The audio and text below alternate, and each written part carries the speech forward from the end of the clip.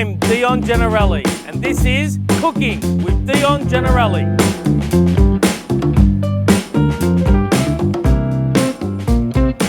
I hope everyone is well and staying safe during these crazy times we are living in. We are cooking a beautiful roasted lamb shoulder, roasted sweet potatoes, char grilled corn, and a cabbage and broccoli salad. We are doing this on what you call a chiminea.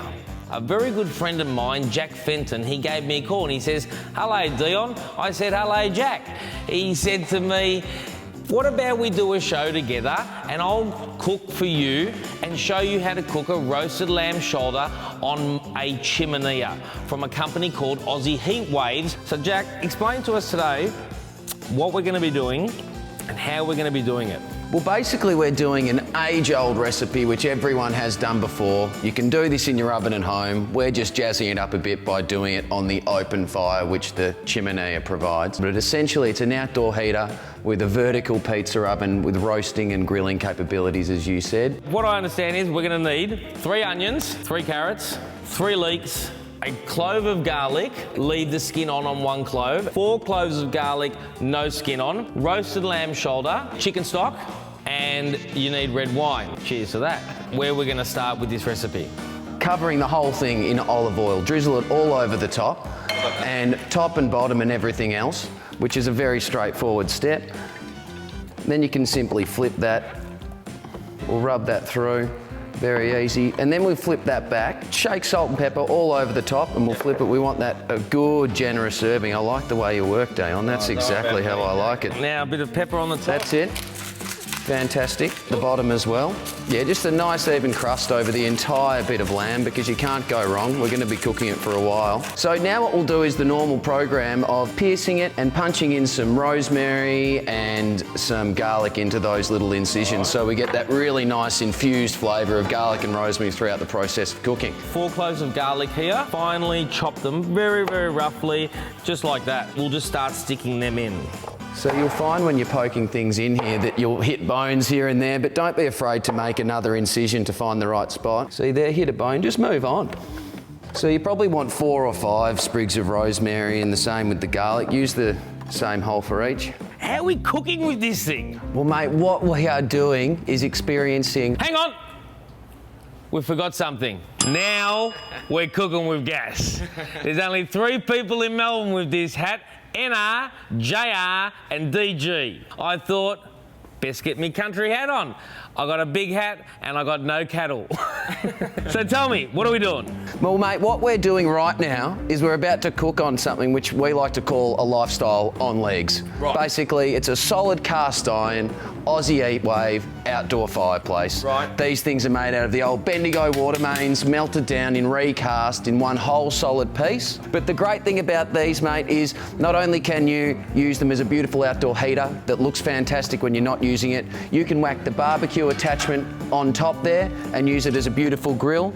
I'm going to start with this beautiful bit of lamb that we've just prepared and just whack that straight on top. Just brown it up, get that nice charred, smoky flavour and get a nice barky finish to it. Anything that you do on a normal barbecue, you can do on here. So we're just going to turn that over. What I love about this is it's actually not spitting out anything on this beautiful white marble I've got here.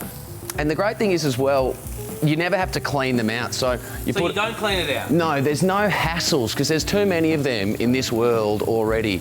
So most fires that you have, you've got to drag them out, take cages off. These, it's all hard work. Yeah, this is just basically lock and leave. When you want to use it, it's there for you. When you want someone to talk to, it's there for you.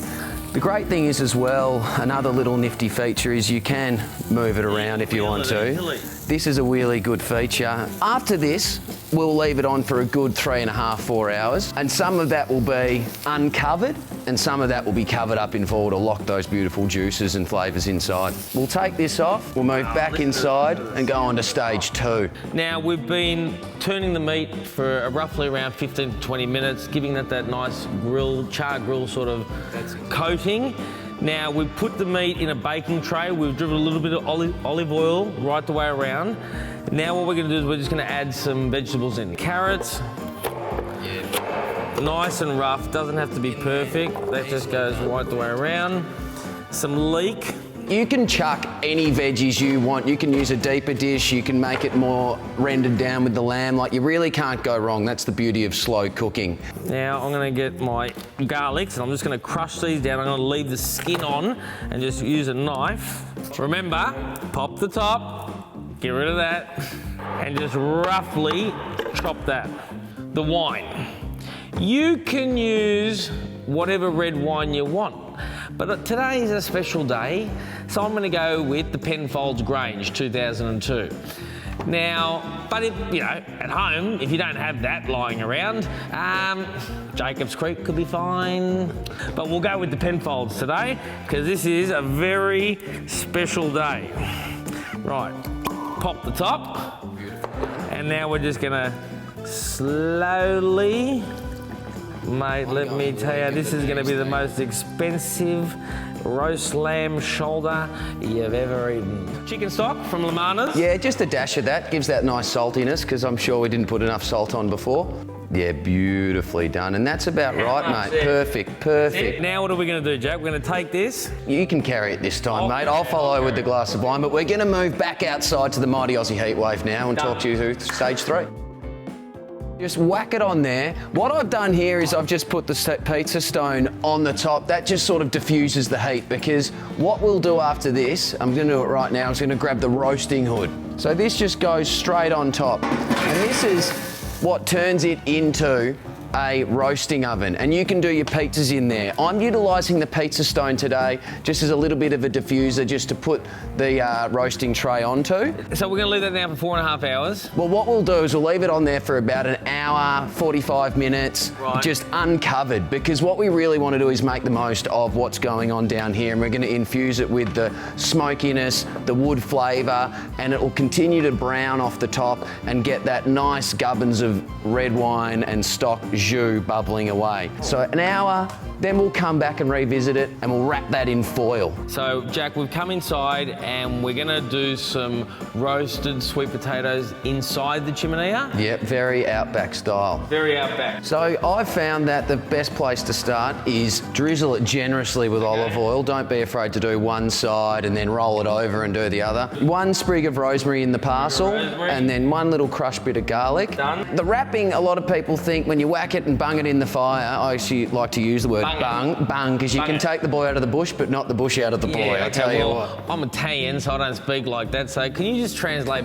bung it for me? Whack, which is another colloquialism, or place gently in the belly of the fire or your campfire. But we would probably just say place it nicely in the fireplace. Well, when you invite a heathen into the kitchen, this is what you get. Okay, so let's bung it in. So basically, a lot of people will just wrap it really tightly with one layer. What I've found in my very infinitesimal amount of experience is that you can do that first layer traditionally, folding up the sides, keep that first layer very tight to form the seal. But then the second layer, don't do that as tight, scrunch it up. It's a little bit like insulating a wall in your house. So you've got an air layer around that first one, and then the second, or the third I should say, around you go, and make sure this is a good seal again. Nice and tight. And the great thing about that is it means that it's more forgiving. It doesn't get too charred too early, and you can cook it for longer, and all of that nice rosemary and garlic will get infused into that nice sweet potato, which will caramelise beautifully. All right, well, let's wrap the rest of these up and bung it in the oven. Sounds good to me. As you can see, it's raining, but we're still bloody warm, let me tell you. So Jack, why don't you whack those, what'd you say? Spuds, mate, we're going to whack them in. It's No, before you said something else. Oh, bung it in the oven. Bung it in the oven. All right, so listen, Jack, you do that, but I'm getting wet, so can you hurry up? This is a great thing. We got the lamb on top, but we're about halfway through. There's about an hour to go, hour and a half till we take the lamb off. Just chuck these in. Them around to the outer sides of the belly of the chimmer. Long tong, very important. Done. Leave them in there, turn them halfway through, and at the end of the day, hour and a half, depending on the spud. We're going to cook what Jack calls a Broccaslaw. Well, mate, it's not a prehistoric creature, I tell you what. All we've got here is 2 bunches of fresh broccoli where we've taken the stems off and just kept the flour on the top. A quarter of a red or purple cabbage, and that needs to be finely chopped. And this little bunch of broccoli will be chopped up again a little bit more finely. And then really, really simply, we're just going to whack that in the bowl if we're sticking on that theme and toss it.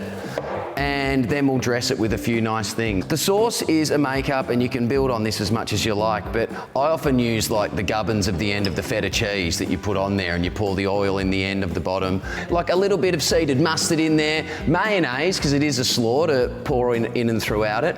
The actual secret ingredient, which I'm gonna let you guys in on today, and even you, Deezer, is Cholula, which is a Mexican chili sauce, but not too hot. It's got a nice bit of tart to it, so it's gonna be fantastic as we whack it in. I'll layer it up because we're gonna use our hands and toss it all up anyway. My thing is I like to be very generous no matter what the topping, whether you're making a salad, whether it's cherry tomatoes, avocado, nobody's in it for the lettuce, they want everything else around it. So just let's whack in the nice bits. So we'll start with this beautiful, where did you get this from, Dion? Oh, mate, Lemanas and Sons, the best place in town. Freshest produce, get it all from there. I'm gonna use at least 4 squares because, Jesus Christ, Lemanas has done it again. I always like a bit of salt and pepper. Oh, I like that. Good wrist technique. Turn it over. And it's really quite nice, and you'll see later with the sweet potatoes, because they are such a sweet caramelised thing, the bitterness and the crunch that the broccoli and the cabbage adds is really fantastic. That looks unbelievable. It's been on for an hour or so after the thing. It's actually not that hot. Handles stay cool at all times. Cool. Unbelievable. And so while the reason we leave the foil off is just to keep it charring and keep the smoky flavour. But now we're just going to wrap it up. And once it's wrapped up and covered, we're going to cook it for the final 2.5 hours, 3 hours. You can't go too far wrong. Longer the better. Got the mighty Multics. Make sure it's a nice, tightly wrapped parcel. One more. You wanted a nice seal to lock all that nice gubbins in. Third time's a charm. One more for luck. Whack it on, bung it on. And now you can relax and watch that thing go for the final few hours. Spuds are in the bottom. Everything's tickety-boo. What we're going to do right now, Jack, is we're going to get a bit of sour cream, which we've already put into the Taken out of the punnet, as they say in the castle. Just some spring onions. I'm going to finely dice those spring onions. And then we're going to get a little bit of salt and pepper. All right, so we're going to give that a good mix. All right, and what we're going to do is we're just going to just sprinkle as a little bit of a garnish. Exactly. Straight over the top. So what else we're going to do, Jack, is we're going to put some roasted corn, char grill some corn. Is that right? We pre-soak it in the water, so the water absorbs, and we actually bunged it into that pot a little bit earlier in the day, or placed, and we placed it in there just so that the water and the moisture soaks into that husk. So we started doing that probably an hour or two before. If you're going to cook it straight on the grill outside, it means that all that water and moisture almost steams it whilst giving it that smoky flavour. We'll give you a glimpse of it, but basically we'll do that straight on the grill, turning them, probably take about 5 minutes. Used to at the tail end when you're having your 15th glass of wine. Take the hood off and show the versatility. We're not going to show you how delicious things are just yet. We're just going to put that to one side and get that corn going. I can hear how good it tastes, which is a very good thing. Basically, mate, this is easy. You don't even need gloves. This is the versatility of the Aussie Heat Wave, which is an Australian-made, Australian-owned product. You just whack that on the top, put another log on there, you can really go. We kept a small fire for the slow cooking. Let this thing heat up. What we'll do is we'll just roll these over for about 10 minutes, get them going beautiful. And the great thing is, while that lamb's resting, and while those sweet potatoes are resting, we can really cap things off with these husk-in, water-soaked corn. We are now in the prep stage, and I am excited. So Jack, we've taken it off the chiminea, the lamb shoulder. I'm going to take this out, have a look.